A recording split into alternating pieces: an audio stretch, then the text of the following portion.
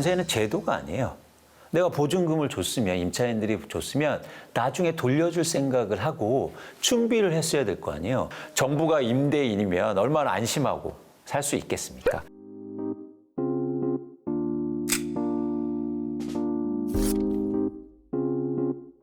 그러니까 제도의 개편이라는 건 그 제도를 사회나 아니면 정부나 정치가 의도적으로 만들었을 때 제도라는 단어를 쓰죠.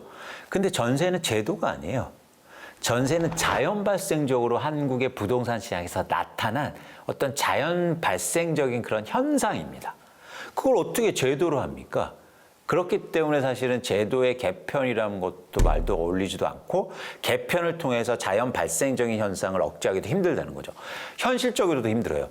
우리나라가 지금 전세 보증금을 정확히 추산하기는 힘들지만 약 150조 원에서 200조 원의 전세 보증금 규모를 추산하고 있는데 그러면 전세제도가 없어진다고 그러면 그 200조 원은 누가 충당합니까?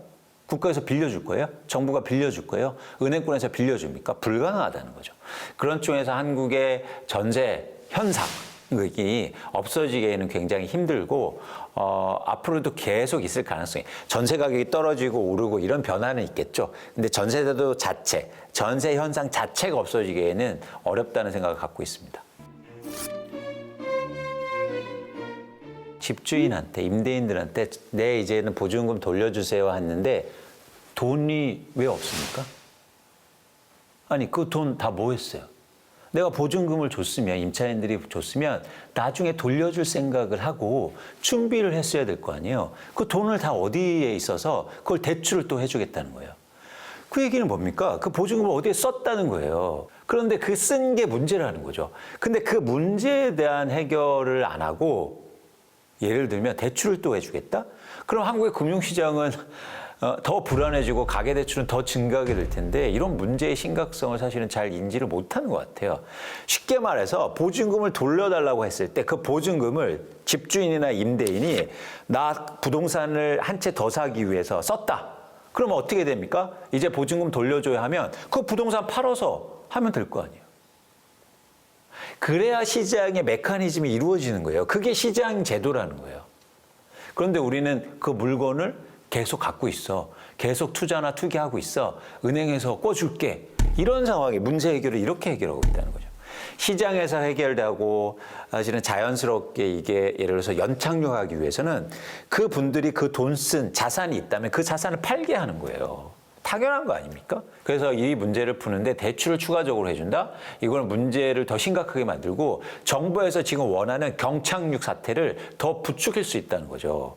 그래서 자꾸 경착륙 하는데 이 문제, 특히 이 문제는 경착륙을 더 나중에 심화될 수 있기 때문에 굉장히 유의해서 볼 필요가 있다는 생각을 갖고 있습니다. 일시적으로 영향은 있겠죠. 그게 부정적인 영향이든 긍정적인 영향이든 그건 입장마다 좀 다를 수 있는데요. 근데 정책이 시장의 큰 흐름을 바꿀 수 없다고 저는 생각해요. 예를 들어서 전세 가격을 안정시키기 위해서 임대차 보호법도 도입했잖아요.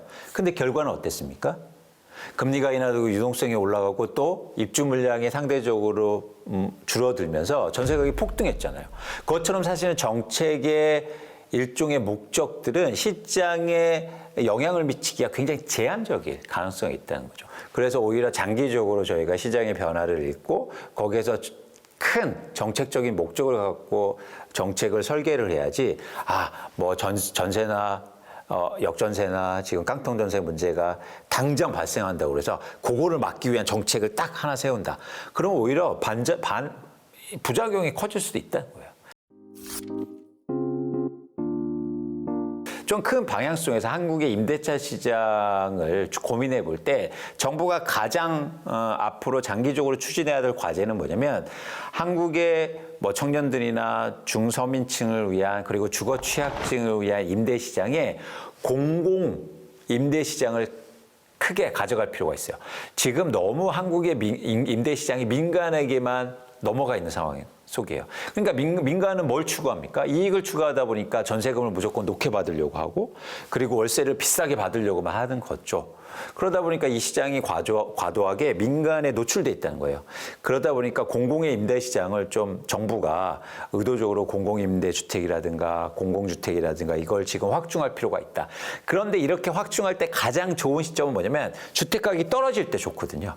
주택 가격이 떨어질 때 정부가 집을 매입하거나 짓거나 이러게 되게 유리하잖아요. 그래서 그런 차원에서는 굉장히 좋은 시기가 오고 있다. 이런 시기를 잘 맞아서 정부가 공공주택을 많이 가져가게 되면 예를 들어서 안전하게 많은 분들에게 주거 취약계층에게 임대를 정부가 해줄 수 있잖아요. 그러면 정부가 임대인이면 얼마나 안심하고 살 수 있겠습니까? 그래서 앞으로 공공임대나 공공주택 비중을 좀 획기적으로 늘릴 그런 정책들이 나왔으면 좋겠다라는 생각을 갖고 있습니다. 경제 읽어주는 남자 김호석입니다. 이유를 말씀드리는 것 자체가 안타까운 현상인 거예요. 결국 우리나라의 수출 경기가 회복됐느냐 아니냐. 종전에 봤던 것보다는 그렇게 가혹한 침체는 아니구나.